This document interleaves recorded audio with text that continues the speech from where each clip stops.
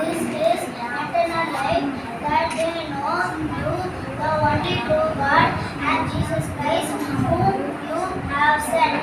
John 17:3. Day 2.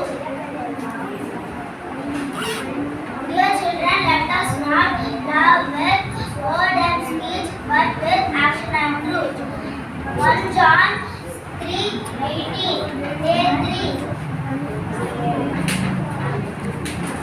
And the people said to Joshua